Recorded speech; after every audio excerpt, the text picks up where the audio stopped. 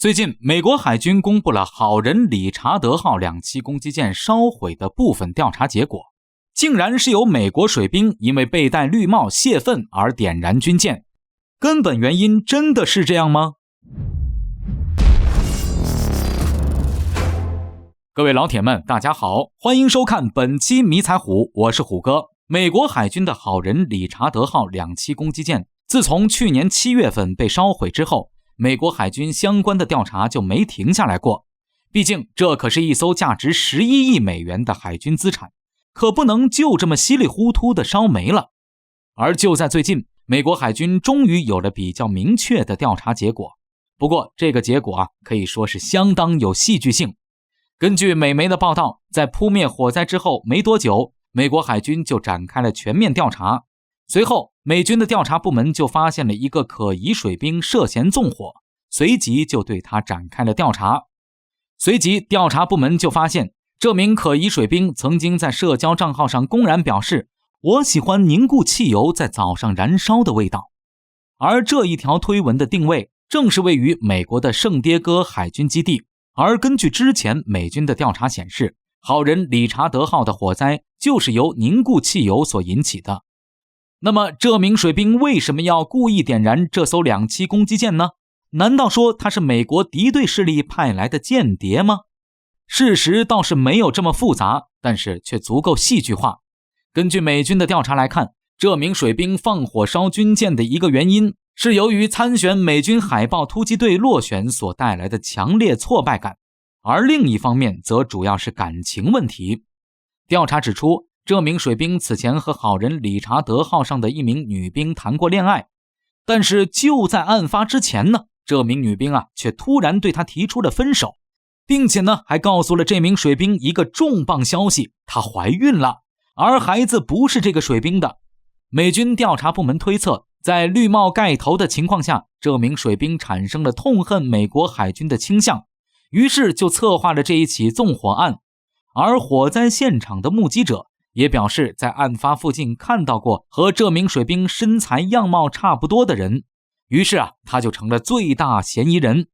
如果事实真相果真如此的话，那这堪称有史以来最贵绿帽了，足足价值11亿美元。当然了，目前这个纵火案还有不少的疑点。不过美国海军公布的这个调查结果也实在是太狗血了。不过呢，这么狗血的剧情，美国海军还真不是第一次发生了。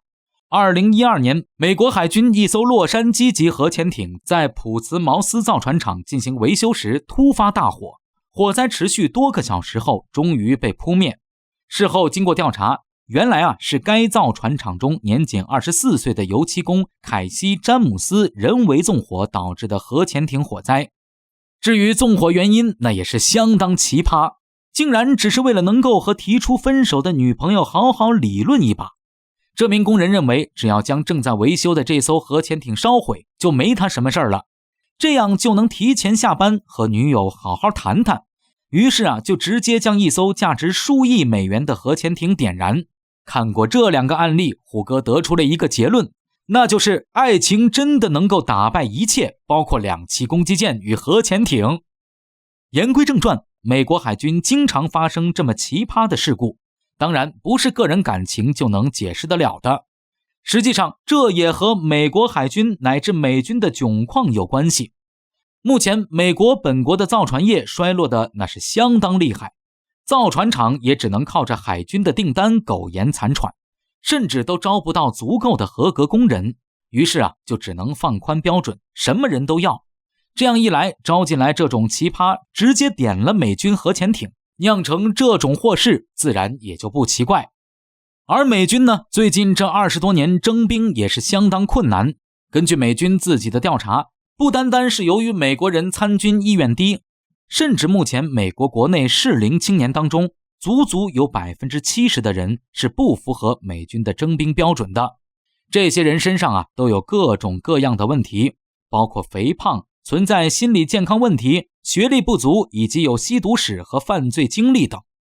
而为了维持美军的庞大规模，征兵部门也不得不多次放低了征兵要求，相关的征兵审查基本上也形同虚设。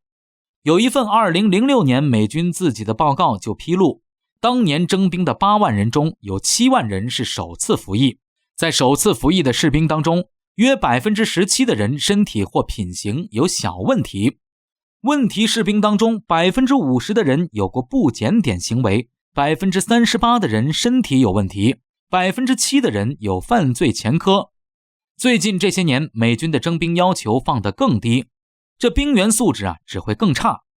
美军征兵征到的人素质如此堪忧，这其中出现这种纵火犯，那真的是一点都不奇怪。因此表面上看是因为有人纵火才导致美国海军重要的2栖攻击舰损毁，但是本质上这也只是美国国力无法支撑当前美国军力规模的一个缩影罢了。